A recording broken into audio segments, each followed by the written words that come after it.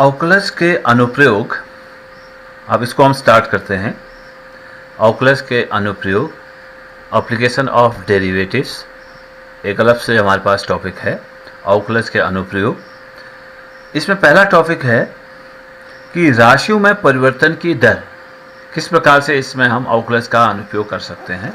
राशियां, मान लिया दो हमारे पास चर हैं, एक स्वतंत्र चर है x और एक परतंत्र चर है जो x पर निर्भर करता है, परतंत्र चर है y। यानी y equal to f x हमारे पास एक फलन है जो चर x का फलन है। y equal to f x चर x का एक फलन है हमारे पास। यदि x में कोई परिवर्तन डेल्टा x किया जाता है, यदि स्वतंत्र चर x में कोई परिवर्तन डेल्टा x किया जाता है, ये मतलब हुआ कि x आपके पास ये मान था, x में कोई छोटा सा परिवर्तन, x यहाँ से यहाँ चला गया, जो परिवर्तन है वो डेल्टा x हुआ है x में। यदि स्वतंत्र चर x में कोई परिवर्तन डेल्टा x किया जाता है, तो परतंत्र चर y में जो संगत परिवर्तन है माना वो डेल्टा y है। ठीक है, तो अब हम delta y upon delta x निकालते हैं। तो ये हुआ कि परतंत्र चर और स्वतंत्र चर x के सापेक्ष y में परिवर्तन की औसत दर इसको कहते हैं। x के सापेक्ष y में परिवर्तन की औसत दर जो है वो delta y upon delta x कहलाता है। इसको कहते हैं x के सापेक्ष y में परिवर्तन की औसत दर, इसको हम कहते हैं delta y upon delta x। अगर डेल्टा x में परिवर्तन यानी x में परिवर्तन बहुत क्षीण हो, यानी यदि डेल्टा x टेंड्स टू 0 हो, यदि डेल्टा x टेंड्स टू 0 हो मतलब स्वतंत्र चर में परिवर्तन बहुत क्षीण हो, कम परिवर्तन हो रहा है उसमें, तो उस स्थिति में कि limit delta x tends to 0 delta y बटे डेल्टा x, इसको हम कहते हैं x के सापेक्ष y में तात्कालिक परिवर्तन की दर। Limit delta x tends to 0 delta y upon delta x equal to हम कहते हैं x के सापेक्ष y की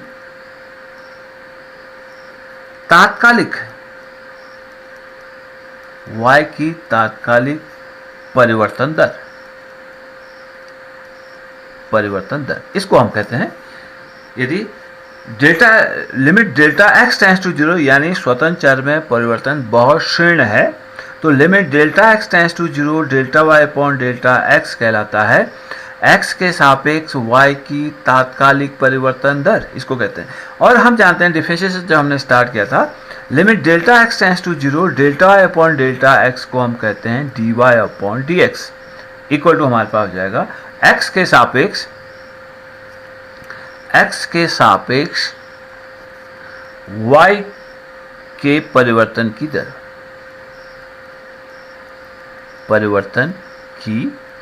इसको हम कहते हैं dy अपॉन dx। यहाँ पर दो राशियाँ x और y, दो राशियाँ हैं हमारे पास। जैसे हम एक उदाहरण से इसको देखें, जैसे किसी पानी में, किसी तालाब में जब हम एक कंकड़ को फेंकते हैं, तो कंकड़ को फेंकने से उसके चारों तरफ जो हैं तरंगें बनने लगती हैं, ऐसे वृत्ताकार तरंगें बनने लगती हैं और वो तरंग बढ़ती चली जाती हैं इस प्रकार से। तो शुरू में माना किसी क्षण अगर इस वृत्ताकार तरंग का जो रेडियस है वो अगर r है, तो उस समय इसका जो क्षेत्रफल होगा, इस तरंग का जो वृत्ताकार तरंग का जो क्षेत्रफल a होगा वो पाई r स्क्वायर होगा, क्योंकि वृत्ताकार है उसकी त्रिज्या r है। अब धीरे धीरे समय बढ़ने के साथ ये इसकी त्रिज्या भी बढ़ रही है। अब त्रिज्या हमें थोड़ी देर बाद, ये देखिए हमने थोड़ी देर बाद इसकी त्रिज्या ये हो गई। तो समय बढ़ने के साथ इस वृत्ताकार तरंग की त्रिज्याएं बढ़ रही हैं। तो यहाँ पर दो चर हैं, एक तो रेडियस भी चर है, वो भी समय पर निर्भर कर रहा है, और एक हमें दिख रहा है ये क्षेत्रफल, इस वृत्ताकार तरंग का जो क्षेत्रफल है वो भी ये एक चर है। तो समय सब एक दूसरे पर निर्भर है, समय है, त्रिज्या है और क्षेत्रफल है, ये एक दूसरे पर निर्भर करते हैं। अब अगर हम ये करें कि त्रिज्या के सापेक्ष, त्रिज्या r के सापेक्ष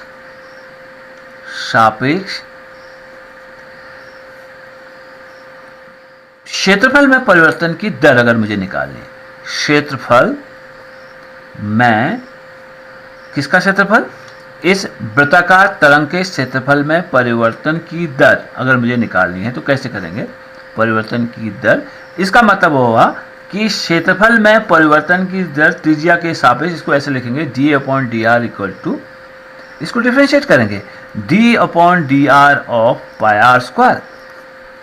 तो dA upon d r equal to हो गया हमारे पास, इसको पाई हमारे पास कांस्टेंट है और आर स्क्वायर को 2r के सापेक्ष डिफरेंशिएट करेंगे तो 2r, ये सिंपली हो जाएगा 2 पाई आर, ये d अपॉन डी आर हुआ। अब यहीं पर हम ये भी कह सकते थे कि क्षेत्रफल में परिवर्तन की दर समय के सापेक्ष कैसे हो रही है, समय के सापेक्ष क्षेत्रफल में परिवर्तन की दर अगर निकालना है, समय के सापेक्ष क्षेत्रफल में परिवर्तन की दर,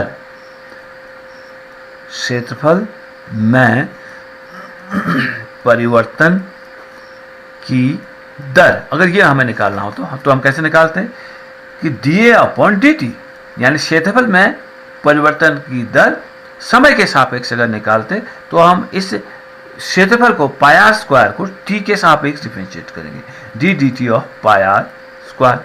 अब फिर से पाई अचर है, हमें डिफरेंशिएट करना है आर स्क्वायर को t के सापेक्ष। अब ये संयोजित फलन है तो dA अपॉन dt, जैसे हम y स्क्वायर को x के सापेक्ष डिफरेंशिएट कर रहे हैं वैसे ही आर स्क्वायर को आप t के सापेक्ष यहाँ डिफरेंशिएट कर रहे हैं। हमने कही क्या है, y स्क्वायर को जब हम x के सापेक्ष डिफरेंशिएट करते हैं क्या करते हैं, पहले y स्क्वायर को डिफरेंशिएट करते हैं, ये 2y हो जाएगा, फिर y को हम x के सापेक्ष डिफरेंशिएट करते हैं, dy अपॉन dx हो जाता है। बिल्कुल यही वही काम यहाँ भी होगा। तो d अपॉन dt बराबर हो जाएगा पाई गुणा 2r, आर स्क्वायर का डिफरेंशिएशन 2r, फिर r का डिफरेंशिएशन आधार का t के सापेक्ष डिफरेंशिएट करेंगे dr अपॉन dt हो जाएगा। इसे dA अपॉन dt बराबर हमारे पास हो जाएगा 2 pi R into D R upon D T. तो इस तरह के इसमें प्रश्न होंगे कि परिवर्तन की दर, एक राशि का दूसरे राशि के सापेक्ष परिवर्तन की दर ज्ञात करनी होगी। यहाँ पर देखिए राशियाँ क्या हैं, समय एक राशि है, भौतिक राशि है समय, त्रिज्या एक राशि है, क्षेत्रफल एक राशि है। तो एक राशि का दूसरे राशि के सापेक्ष परिवर्तन की दर ज्ञात करनी है हमें। इस तरह के प्रश्न इस पहले वाले टॉपिक में होंगे, राशियों के परिवर्तन की दर ज्ञात करना। सीधे मैं एक्सरसाइज में आता हूं। अगर एक्सरसाइज का एक क्वेश्चन करते हैं, एक्सरसाइज 6.1 है, वृत्त के क्षेत्रफल की परिवर्तन की दर त्रिज्या के सापेक्ष ज्ञात करोगे ना। पहला है वृत्त के क्षेत्रफल में परिवर्तन की दर, वृत्त का क्षेत्रफल में पता है a equal to pi r square होता है। उसने ये पहला दिया है जब उसकी त्रिज्या a 3 सेंटीमीटर थी और दूसरा उसने दिया है उसकी त्रिज्या अगर 4 सेंटीमीटर थी तो इसमें उसके क्षेत्रफल में परिवर्तन की दर त्रिज्या के सापेक्ष ज्ञात करोगा। तो क्षेत्रफल में परिवर्तन की दर त्रिज्या के सापेक्ष हुआ dA अपॉन डी आर, इसको r के सापेक्ष डिफरेंशिएट करना है 2 पाई आर। अब क्षेत्रफल में परिवर्तन की दर हमें निकालना है जब त्रिज्या 3 सेंटीमीटर थी, जब r इक्वल टू 3 तो 2 पाई आर गुणा 3 equal to 6 pi centimetre, 6 pi centimetre हो जाएगा क्योंकि सेंटीमीटर स्क्वायर बट्टे सेंटीमीटर हम डिवाइड कर रहे हैं तो 6 पाई सेंटीमीटर हो गया। वैसे ही r इक्वल टू 4 है, आपको r इक्वल टू यहाँ पर 4 रखना है तो 8 पाई सेंटीमीटर ये क्षेत्रफल में परिवर्तन की दर त्रिज्या के सापेक्ष हो जाएगा। इसी में दूसरा सवाल है, एक घन का आयतन 8 सेंटीमीटर क्यूब, क्वेश्चन मैं आपको बुक से दिखाऊं,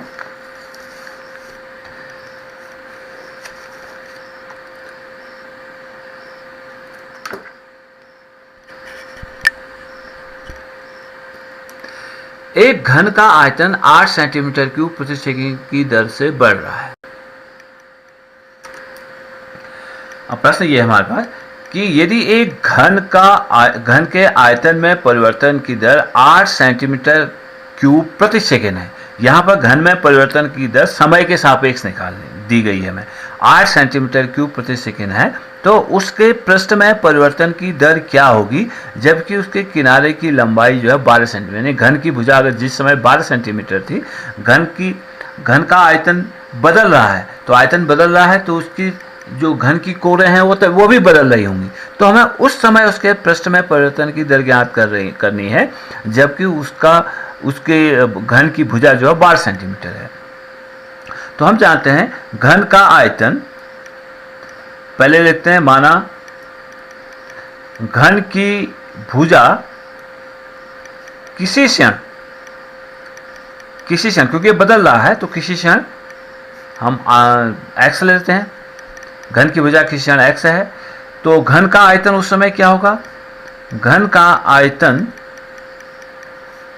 v बराबर हो जाएगा x की घात 3, घन का आयतन भुजा का क्यूब होता है। तो आयतन में परिवर्तन की दर हमें दिया है, एक समय यहां से निकाल लेते हैं, dv अपॉन dt बराबर हो जाएगा differentiation of x cube with respect to t, समय के सापेक्ष घन के आयतन में परिवर्तन हो रहा है 8 सेंटीमीटर क्यूब प्रति सेकंड, इसलिए हम इसको आयतन को समय के सापेक्ष डिफरेंशिएट करेंगे। तो dv अपॉन dt बराबर डिफरेंशिएशन ऑफ x क्यूब, और dv अपॉन dt हमें पता है ये 8 है, 8 बराबर इसको डिफरेंशिएट करते हैं 3x स्क्वायर, x क्यूब को डिफरेंशिएट करेंगे, फिर आधार को डिफरेंशिएट किया dx अपॉन dt, तो इसलिए मुझे यहाँ पर एक संबंध मिल गया, dx अपॉन dt बराबर हो जाएगा 8/3x स्क्वायर, इसका हम उपयोग करेंगे। अब हमें चाहिए इसके पृष्ठ में परिवर्तन की दर क्या है, तो पहले लिखते हैं पृष्ठ के लिए व्यंजक लिखें, घन का पृष्ठ s बराबर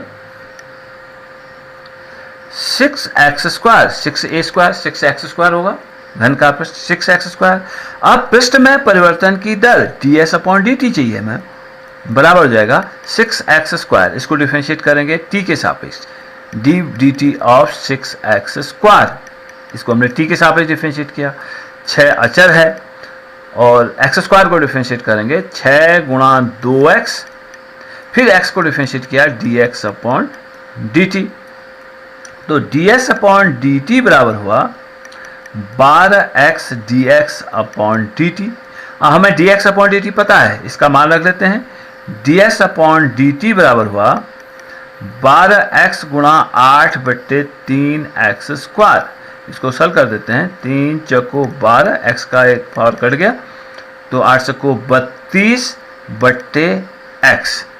हमें चाहिए पृष्ठ में परिवर्तन की दर चाहिए कब, जब उसने कहा उसकी घन की भुजा यानी x जो है 12 सेंटीमीटर है, तो x इक्वल जब 12 सेंटीमीटर है तब हम पृष्ठ में परिवर्तन की दर निकालते हैं, तो जाएगा 32/12, यानी या 4 × 32, 4 × 12, 8/3, क्योंकि पृष्ठ में परिवर्तन की दर चाहिए समय के सापेक्ष, पृष्ठ की इकाई होती है सेंटीमीटर में दिया है भुजा उसकी, तो पृष्ठ जो होगा सेंटीमीटर स्क्वायर होगा प्रति सेकंड। ये पृष्ठ में परिवर्तन की दर है, इस प्रकार से हम इनको ज्ञात करते हैं। एक और क्वेश्चन देखते हैं,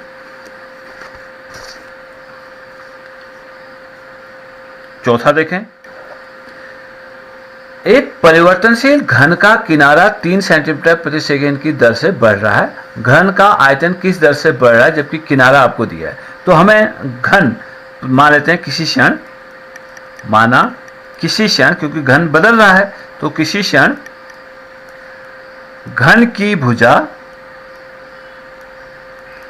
बराबर x है, ठीक है। अब एक परिवर्तन घन का किनारा 3 सेंटीमीटर प्रति सेकंड की दर से बढ़ रहा है, यानी घन के भुजा में परिवर्तन की दर जो होगी dx अपॉन dt, ये हमको दिया है, ये 3 सेंटीमीटर प्रति सेकंड की दर से बदल रहा है, तो घन की भुजा में परिवर्तन की दर 3 सेंटीमीटर प्रति सेकंड है। तो हमें घन के आयतन में परिवर्तन की दर तब ज्ञात करनी है जबकि उसकी भुजा 10 सेंटीमीटर हो, तो घन का आयतन के लिए पहले व्यंजक लिखेंगे। घन का आयतन v बराबर एक्स क्यूब।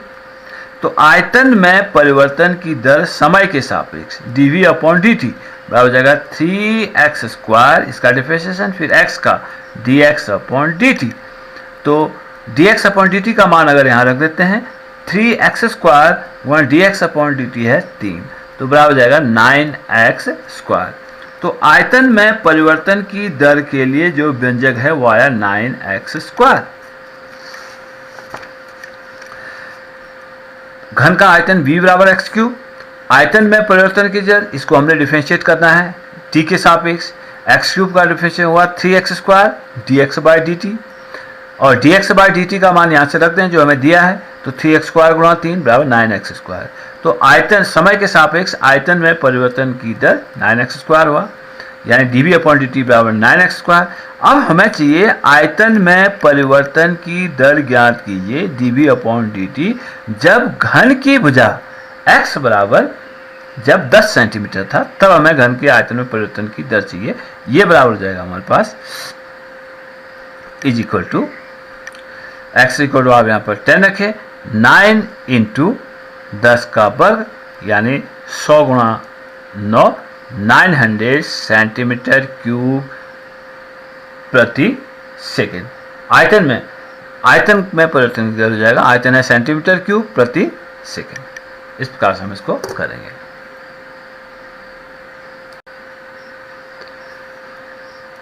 अब इसका 5वां सवाल देखते हैं एक्सरसाइज का। सवाल ये है,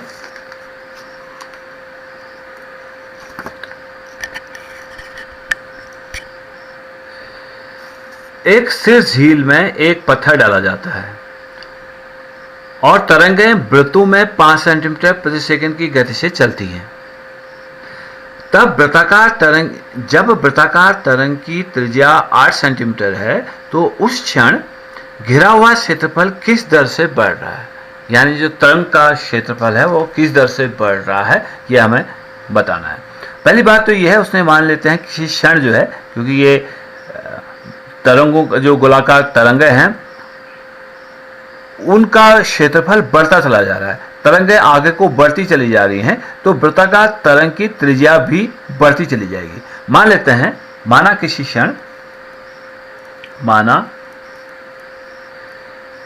क्षण वृत्ताकार तरंग की त्रिज्या बराबर r। अब उसने कहा जो तरंग है वो तरंग 5 सेंटीमीटर प्रति सेकंड की दर से आगे को बढ़ रही है। अगर तरंग आगे बढ़ रही है तो उसकी त्रिज्या बढ़ रही है, तो त्रिज्या में परिवर्तन की दर जो है dr अपॉन dt जो है समय के सापेक्ष त्रिज्या में परिवर्तन की दर 3 सेंटीमीटर प्रति सेकंड है, ये हमें दिया गया है। तो हमें बताना है कि उसके क्षेत्रफल में परिवर्तन की दर क्या है, एक विशेष क्षण पर हमें पूछा गया है। तो क्षेत्रफल उसका क्या होगा, जब उसकी त्रिज्या r है तो क्षेत्रफल a बराबर हो जाएगा पाई r स्क्वायर। क्षेत्रफल a बराबर पाई r स्क्वायर होगा। और क्षेत्रफल में परिवर्तन की दर dA अपॉन dt बराबर हो जाएगा, इसको डिफरेंशिएट कर रहे हैं तो d by dt of pi r square बराबर हो जाएगा 2 पाई r गुणा dr बट्टे dt। ये क्षेत्रफल में परिवर्तन का दर हुआ। तो dA अपॉन dt, क्योंकि हमें dr अपॉन dt पता है, त्रिज्या में परिवर्तन की दर पता है, 2 पाई r गुणा dr अपॉन dt है 3 सेंटीमीटर प्रति सेकंड, तो हो जाएगा 6 पाई r। अब हमें पूछा है कि क्षेत्रफल में परिवर्तन की दर क्या होगी, वृत्ताकार तरंग के क्षेत्रफल में परिवर्तन की दर क्या होगी, जबकि यानी घिरा हुआ क्षेत्रफल उससे कितना, घिरे हुए क्षेत्रफल किस दर से बढ़ रहा है, जबकि तरंग की त्रिज्या 8 सेंटीमीटर थी। जब ये त्रिज्या 8 सेंटीमीटर थी, जब r इक्वल टू 8 था, उस समय क्षेत्रफल में परिवर्तन की दर क्या होगी, यानी क्षेत्रफल किस दर से बढ़ रहा है, ये हमें ज्ञात करना है। तो d अपॉन dt ये होगा, तो 6 पाई गुणा r की जगह 8 रख दीजिए, ये हो जाएगा 48 पाई क्षेत्रफल बट्टे समय, तो सेंटीमीटर स्क्वायर प्रति सेकेंड, ये हो जाएगा। इसका 7वां सवाल देखते हैं। 7वां सवाल कहता है कि एक आयत की लंबाई x 5 सेंटीमीटर प्रति मिनट की दर से घट रही है और उसकी चौड़ाई y 4 सेंटीमीटर प्रति मिनट की दर से बढ़ रही है। जब x बराबर 8 है, y बराबर 6 सेंटीमीटर है, तो आयत के परिमाप और क्षेत्रफल में परिवर्तन की दर क्या है ये बताओ कहते हैं। ठीक है, तो आयत है, आयत क्योंकि आयत की लंबाई और उसकी चौड़ाइयाँ बदल रही हैं, तो मान लेते हैं यानी दोनों चर हैं, उसकी लंबाई भी और उसकी चौड़ाई भी आयत की दोनों चर हैं। तो मान लेते हैं किसी क्षण जो है उसकी लंबाई x थी, वो हमको दी भी है x, मान लेते हैं, माना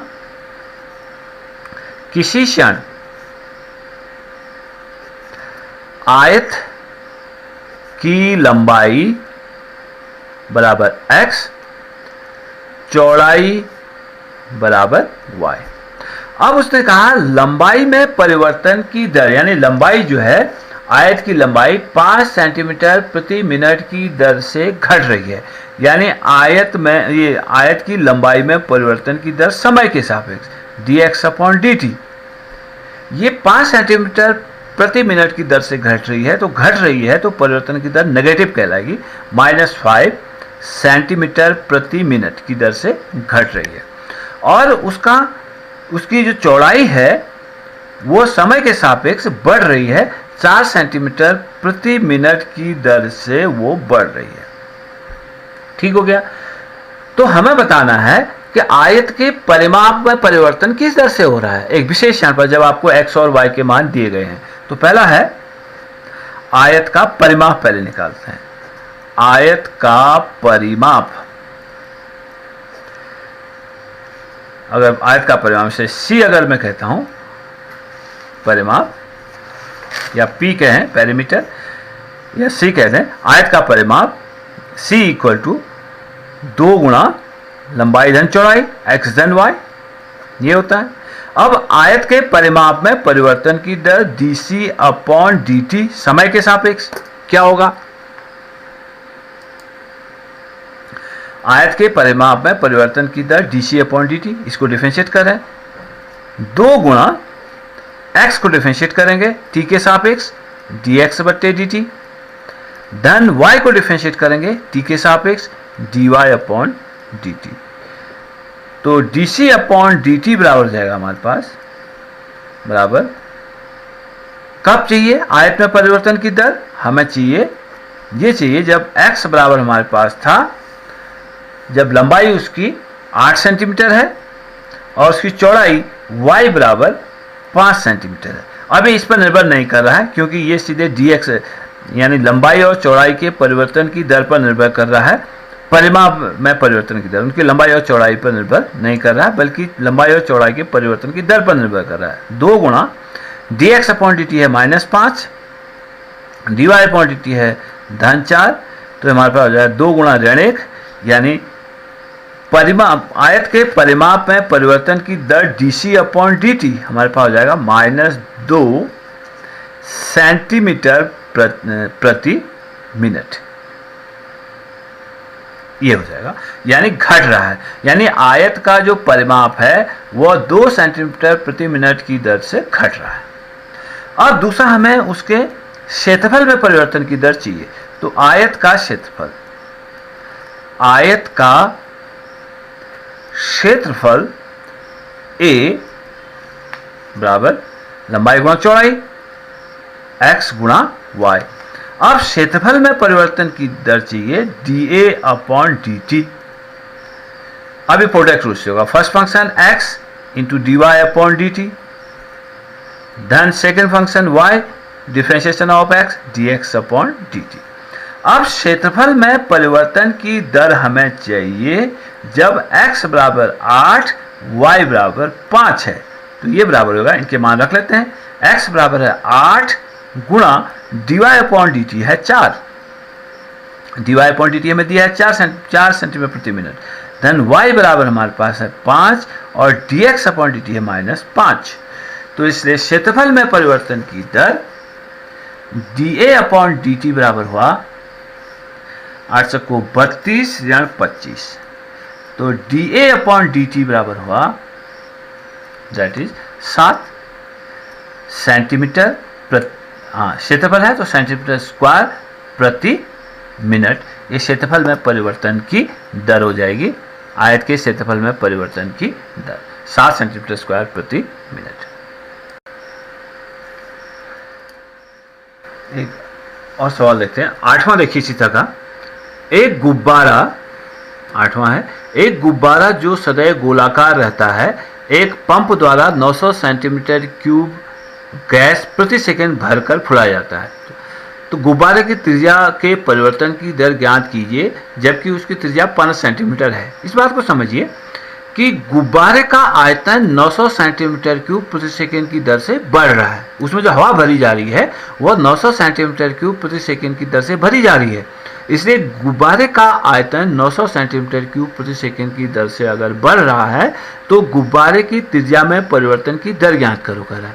आपको dV अपॉन dt पता है, गुब्बारा जो है गोलाकार है, गुब्बारे का आयतन के लिए व्यंजक लिखेंगे तो हमें दिया यह है गुब्बारे के आयतन में परिवर्तन dV अपॉन dt हमें दिया है, यह है 900 सेंटीमीटर क्यूब प्रति सेकंड, ये हमें दिया है। तो मान लेते हैं किसी क्षण गुब्बारा फूल रहा है, उसकी त्रिज्या प्रति क्षण बदल रही है, उसका आयतन बदल रहा है। तो मान लेते हैं, माना किसी क्षण गुब्बारे की त्रिज्या बराबर r, इसलिए आयतन V बराबर गुब्बारे का आयतन 4/3 पाई r क्यूब होगा। अब आयतन में परिवर्तन की दर dV अपॉन dt, इसको हम t के सापेक्ष डिफरेंशिएट कर देंगे। 4/3 पाई अचर है, r क्यूब को हम t के सापेक्ष डिफरेंशिएट करेंगे 3r स्क्वायर गुणा dr अपॉन dt हो जाएगा। 3 से 3 कटा तो आयतन में परिवर्तन की दर dV अपॉन dt हुआ 4 pi r square dr upon dt। अब आयतन में परिवर्तन हमें पता है 900 equal to 4 pi r square into dr upon dt। तो हमें चाहिए उसकी त्रिज्या में परिवर्तन की दर बताओ कहते हैं। इस गुब्बारे की त्रिज्या के परिवर्तन की दर ज्ञात कीजिए जबकि, फिर उसे देखते हैं, पहले इसको निकाल लेते हैं dr upon dt 900 upon 4 pi r square. अब त्रिज्या में परिवर्तन की दर जबकि उसकी त्रिज्या 15 सेंटीमीटर थी तो ये बराबर हो जाएगा 900/4 पाई गुणा 15 गुणा 15, ये हुआ। तो ये 15 से ये कटा, 15 छिक्का 90 और 15 चक्कू तो हो जाएगा dr अपॉन dt, यानी त्रिज्या में परिवर्तन की दर dr अपॉन dt बराबर हमारे पास हुआ 4/4 पाई, 4 फीट कटा तो 1 अपॉन पाई सेंटीमीटर प्रति सेकंड। ये गुब्बारे की त्रिज्या में परिवर्तन की दर हुई। अब इसका 10वां सवाल देखिए।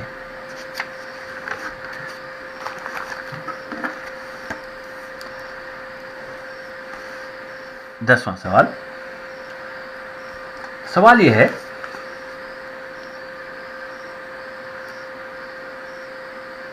एक 5 मीटर लंबी सीढ़ी दीवार के सहारे झुकी है। सीढ़ी का नीचे का सिरा जमीन के अनुदिश दीवार से 5 सेंटीमीटर प्रति सेकंड की दर से खींचा जाता है। दीवार पर इसकी ऊंचाई किस दर से घट रही है जबकि सीढ़ी के नीचे का सिरा दीवार से 4 मीटर की दूरी पर है। इनकी एक इस तरह से है, स्थिति ऐसे है, ये जमीन है, ये दीवार है, एक सीढ़ी इस जमीन से इस दीवार पर ऐसे झुकी हुई है। अब सीढ़ी जो है नीचे को खिसक रही है। अब हम ये मान लेते हैं किसी क्षण जो है, जो सीढ़ी की दीवार से दूरी, इसे हम दीवार कह लेते हैं, सपोज OA दीवार से दूरी है और ये ऊंचाई है सीढ़ी की OB। मान लेते हैं किसी क्षण जो है दीवार से सीढ़ी के निचले सीढ़ी की दूरी x थी और दीवार इस सीढ़ी की ऊंचाई y थी। तो इसको लिख लेते हैं। माना किसी क्षण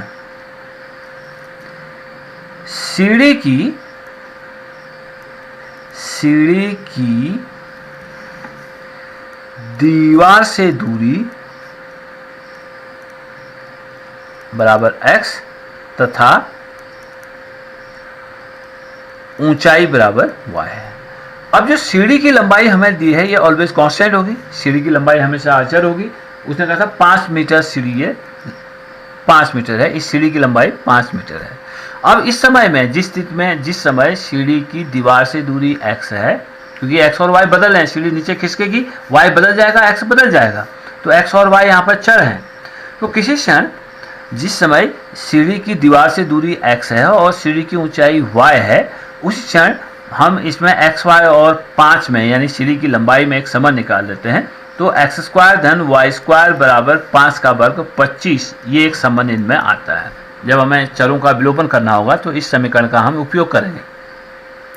अब हमें एक चीज और दिया है, उसने कहा कि जमीन की अनुदिश दीवार से 2 सेंटीमीटर प्रति सेकंड की दर से खींची जाती है, यानी ये जो सीढ़ी है इस तरफ को खींची जाती है, तो x का मान बढ़ रहा है। तो x में परिवर्तन की दर 2 सेंटीमीटर प्रति सेकंड की दर से ये जो सीढ़ी है वो जमीन की अनुदिश खींची जाती है। तो हमें ये दिया है कि dx अपॉन dt, x में परिवर्तन की दर 2 सेंटीमीटर प्रति सेकंड है, ये हमें दिया गया है। तो हमें बताना है कि जब x का मान यानी सीढ़ी की दीवार से दूरी जब 4 सेंटीमीटर थी तो उस समय इस y में परिवर्तन की दर क्या है, यानी उसकी सीढ़ी की जो ऊंचाई है वो किस दर से घट रही है, हमें ये बताना है। तो एक संबंध तो ये हुआ। तो यहां से हम इस संबंध का उपयोग कर सकते हैं। जब हम डिफरेंशिएट कर रहे हैं इस संबंध को डिफरेंशिएट करेंगे। समीकरण एक को t के सापेक्ष, क्योंकि परिवर्तन की दर आपको t के सापेक्ष चाहिए, समीकरण 1 को t के सापेक्ष अवकलन करने पर, सापेक्ष अवकलन करने पर, तो t के सापेक्ष x स्क्वायर को डिफरेंशिएट करेंगे 2x dx अपॉन dt हो जाएगा, धन 2y को डिफरेंशिएट करेंगे 2y dy अपॉन dt बराबर 25 का डिफरेंशिएशन अचर है 0 हो गया।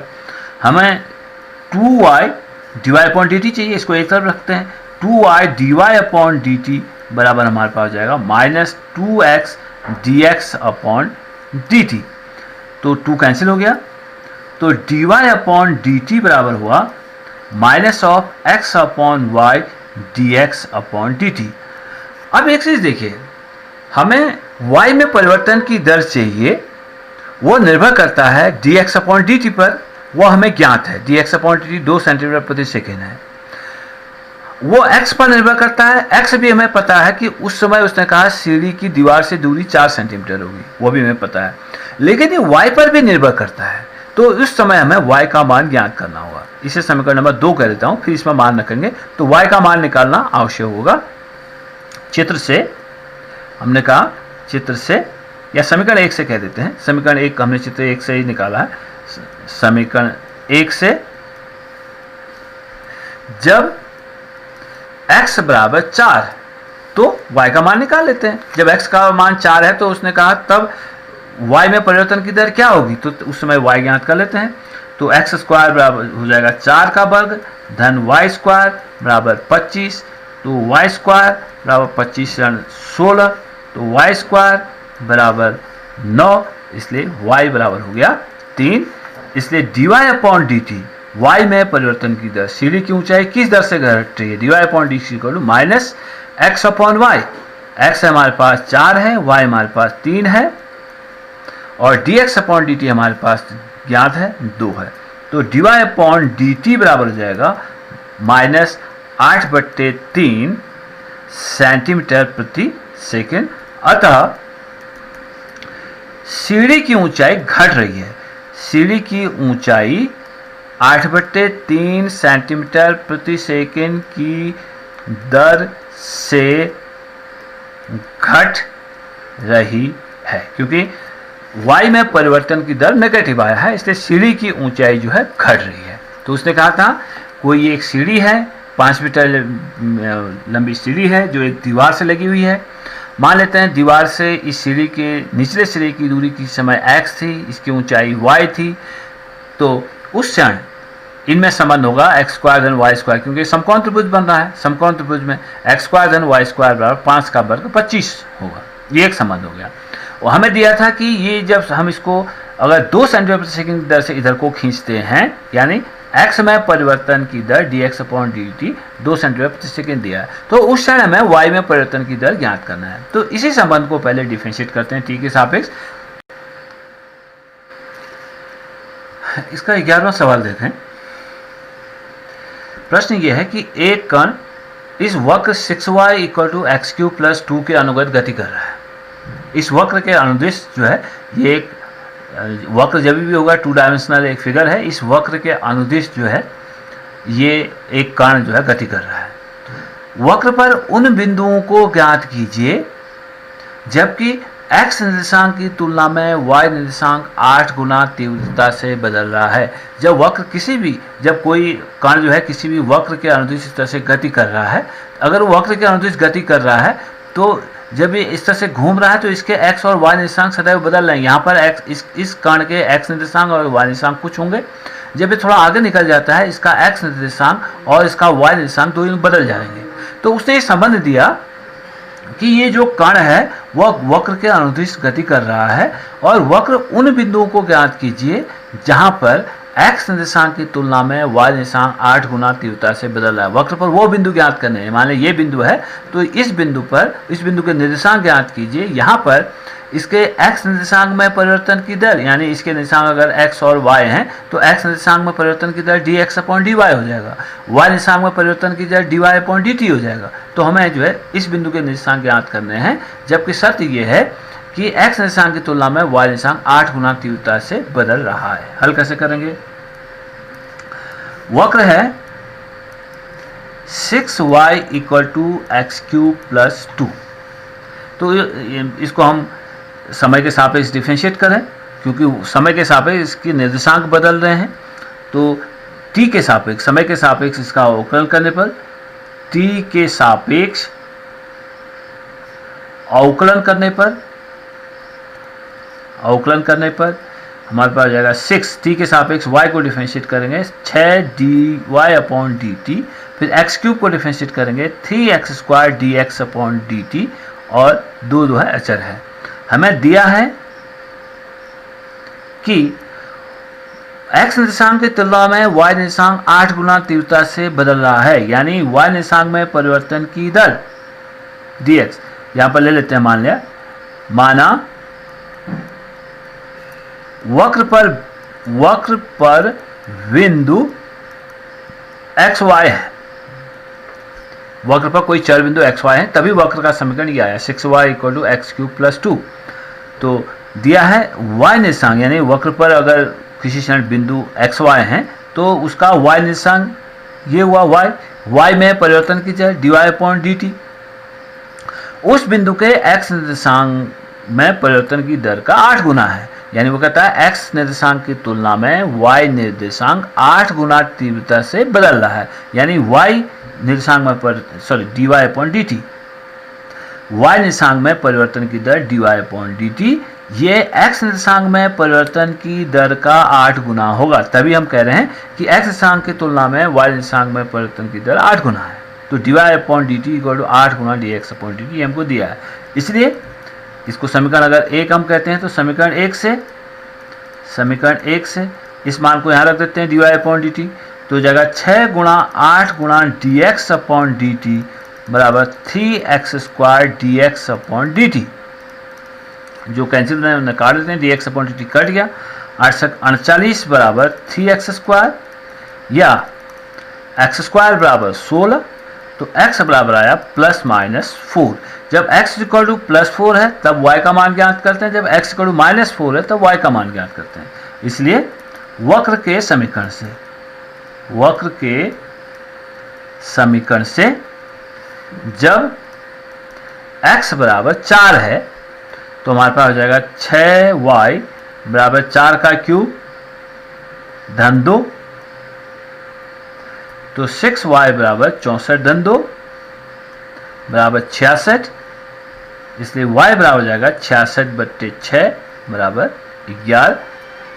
इसलिए बिंदु हो गया हमारे पास 411। जब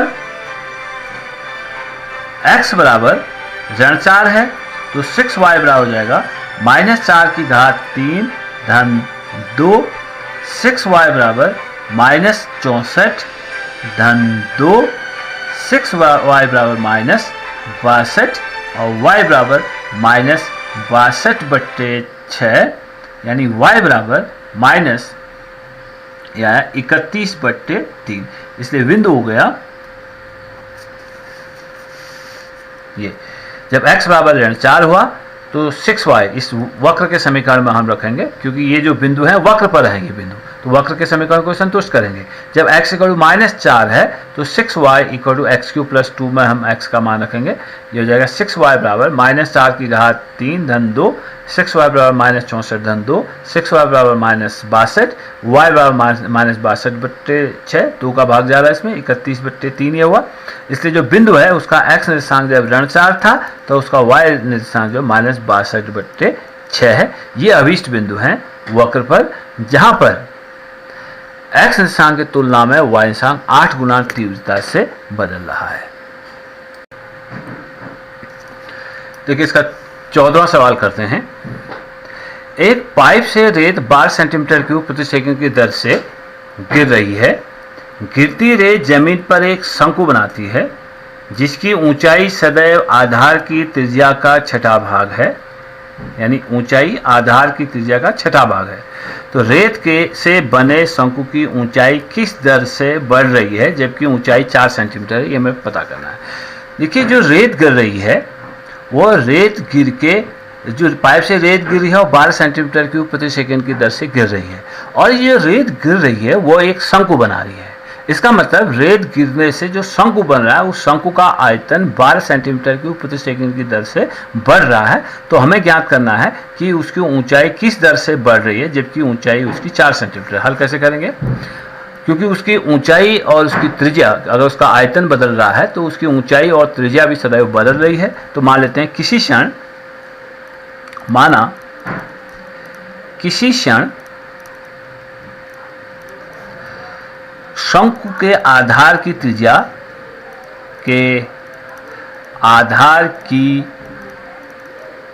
त्रिज्या बराबर r और ऊंचाई बराबर h।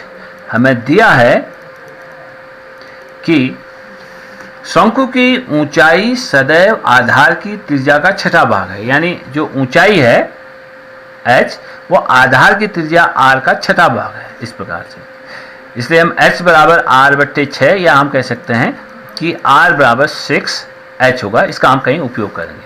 अब शंकु के आयतन में परिवर्तन की दर दी है, तो शंकु का आयतन, अगर त्रिज्या r है ऊंचाई h है तो शंकु का आयतन हो जाएगा, शंकु का आयतन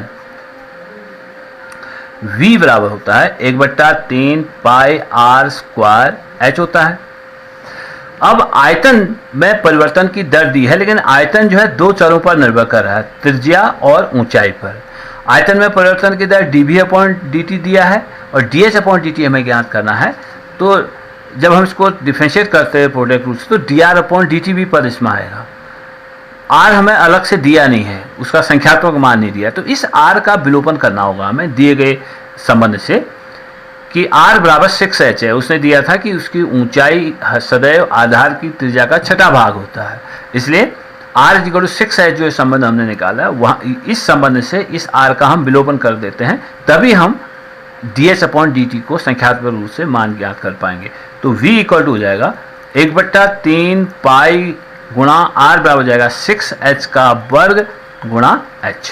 तो आयतन v बराबर 1/3 पाई गुणा 36h³ हो जाएगा, यानी आयतन v बराबर 3 से कटा 12 पाई h³, 3 से 36 कटा 12 पाई h³, ये आयतन v हो गया। अब हमें इसे डिफरेंशिएट करना है क्योंकि हमें आयतन में परिवर्तन की दर दी गई है। तो t के सापेक्ष अवकलन करने पर, t के सापेक्ष अवकलन करने पर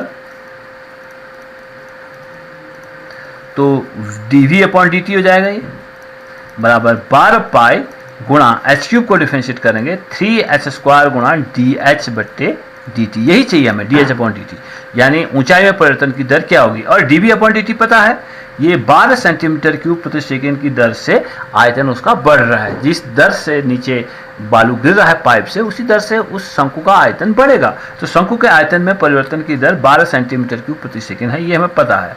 इक्वल टू 12 पाई गुणा 3h स्क्वायर गुणा डी एच बट्टे डी टी। तो हमें चाहिए D h upon D T, तो डी एच बट्टे डी टी बराबर हो जाएगा 12 बट्टे 12 पाई गुणा 3h स्क्वायर, 12 से 12 कटा, बराबर 1/3 पाई h स्क्वायर हुआ। अब हमें चाहिए कि ऊंचाई में परिवर्तन की दर क्या होगी, D h upon D T क्या होगा, यानी शंकु के ऊंचाई में परिवर्तन की दर क्या होगी, जबकि शंकु की ऊंचाई 4 सेंटीमीटर थी, r इक्वल टू 4 था। तो r इक्वल टू 4 रख देंगे इस संबंध में, 1/3 पाई गुणा 4 का वर्ग 16 बराबर 1/48 पाई, क्योंकि ऊंचाई है तो सेंटीमीटर पर सेकेंड, यानी शंकु की ऊंचाई 1/48 पाई सेंटीमीटर प्रति सेकेंड की दर से बढ़ेगा। एक और सवाल करें, हमें दिया है 16वां सवाल से है, किसी उत्पाद की x इकाइयों के विक्रय से प्राप्त कुल आय rx, यानी कोई उत्पाद है x, उसके विक्रय के लिए जो संबंध है, उसके विक्रय से प्राप्त कुल आय रेवेन्यू r जो है वो चर x, उत्पाद x पर निर्भर करता है। वो फलन इस प्रकार से है, rx इक्वल 13x स्क्वायर धन 26x धन 15। इस प्रकार से जो रेवेन्यू कलेक्ट होता है इस उत्पाद को बेचने से, वो यह rx इक्वल 13x स्क्वायर धन 26x धन 15 इस चर x पर निर्भर करता है। चर x में एक संबंध है। तो ये कहता है कि सीमांत ज्ञात कीजिए, यानी औसत आय ज्ञात कीजिए। कहता है औसत आय, हमने शुरू में बात करी थी, औसत का मतलब है, औसत आय ज्ञात करने का मतलब है कि स्वतंत्र चर के सापेक्ष परतंत्र चर में जो परिवर्तन हो रहा है, औसत परिवर्तन हो रहा है, वो असल में dr अपॉन dx है।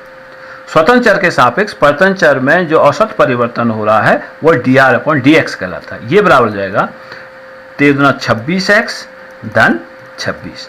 अब औसत परिवर्तन यानी औसत आय, यानी औसत परिवर्तन, परतंत्र चर में औसत परिवर्तन या आय में औसत परिवर्तन dr अपॉन dx तब ज्ञात करना है जबकि x बराबर 7 था, यानी जो उत्पादों की संख्या अगर 7 हो, x बराबर 7 है, तो तब हमें ज्ञात करना था औसत आय। ये औसत आय है dr अपॉन dx, यानी स्वतंत्र चर के सापेक्ष परतंत्र चर में जो औसत परिवर्तन होता है उसी को dr अपॉन dx कहते हैं। तो dr अपॉन dx ज्ञात करना है जब x इक्वल टू 7, तो हो जाएगा 26 गुणा 7 धन 26 बराबर 26 गुणा 7 धन 1, गुणा करके भी जोड़ सकते थे, मैंने ऐसे कर लिया, बराबर 26 गुणा 8 बराबर हो जाएगा 8 छक 38, 8 गुणा 16 4 है 20, ऐसे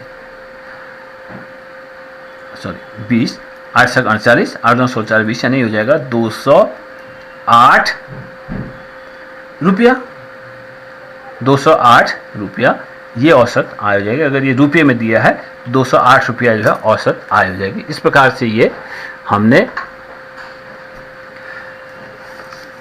एप्लीकेशन ऑफ डेरिवेटिव का पहला जो एक्सरसाइज था 6.1, यानी राशियों में परिवर्तन की दर में किस प्रकार से ऑकुलस का उपयोग किया जा सकता है, इस पर हमने सवाल किए हैं। इसमें इस एक्सरसाइज में लगभग मैंने जितने डिफरेंट तरह के सवाल थे वो सभी सवालों को हल करने का प्रयास किया। अगर कोई सवाल रह गया हो जिसको समझ में ना आ रहा हो तो आप मुझे पर्सनली कॉल कीजिए या मैसेज कीजिए, उसको बना के फिर से भेज देंगे। Okay, thank you.